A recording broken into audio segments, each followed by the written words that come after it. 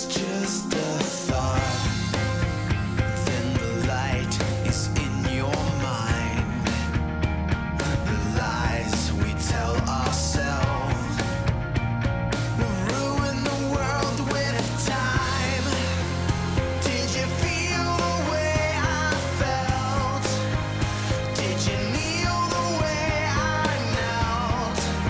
Or did you look up and stare, waiting for your answered prayer? Won't you listen to reason? Will you open your eyes? It's a wonder what you find with an open mind. You might be surprised. What cold reading is and how it's used.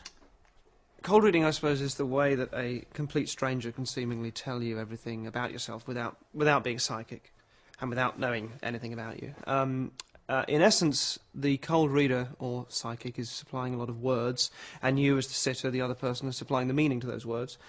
And it relies on a lot of techniques. It's not really a question of forensic body reading and the sort of things that people might... It's not really normally even that clever. There are linguistic tricks which, unless you're aware of them, are very easy to fall for. I lost my boyfriend tragically a few years ago. They never found him. And I've had such a hard time since, every day. The reason why you didn't find him is because he's in water. And find him in water, it's like the girl that's missing in Aruba. You can't find somebody... Well, it was September 11th. There was no... He was a fireman, but... There was Well, no, see, I keep seeing him in water.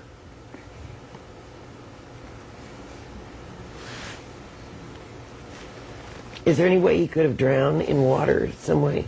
They never found a piece of him. Nothing. From 9/11.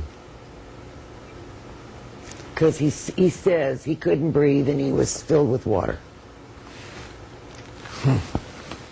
Well, if they were trying to put the fire out, Montel. They could have, you know, yeah.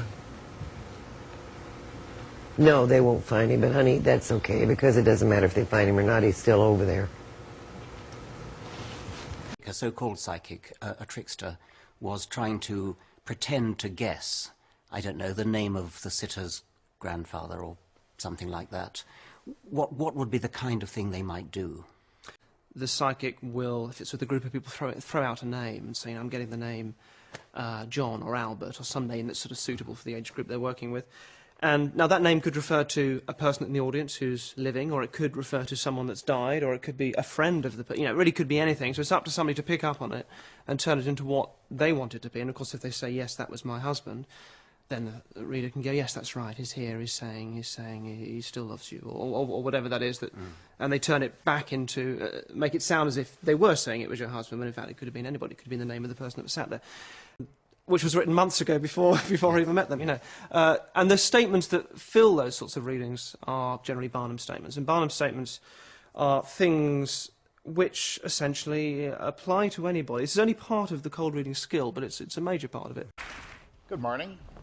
A very large population of people who will tell you that they have psychic, magical powers, that they can predict the future, that they can make contact with the deceased. Oh, they also say they will sell you astrology or other fortune-telling methods. Oh, they gladly sell you that, yes. And they also say that they can give you perpetual motion machines and free energy systems. They claim to be psychics. Questions, but it is a cruel, vicious, absolutely conscienceless, I'll be all right, keep your seats, game that these people play, and they take advantage of the innocent, the naive, the grieving, the needy people out there. That is called cold reading. There's one fellow out there, Van Prague is his name, James Van Prague. He's one of the big practitioners of this sort of thing. John Edward, Sylvia Brown, and Rosemary Althea. James Van Prague is very big. And what does he do? He likes to tell you how the deceased got deceased.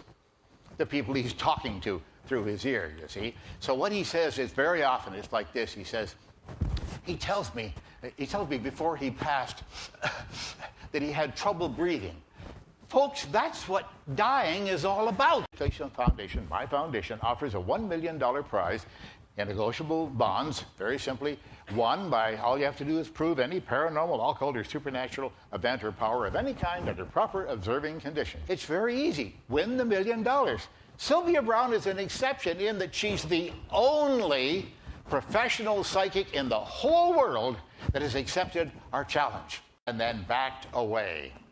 Hey there, brother, don't you know the guy upstairs left us years ago? So there ain't no fate except the one you make, and there ain't no hell except the shit you take every day. So don't tell me life doesn't hurt and that you don't need the people, cause you've got your church. You gotta take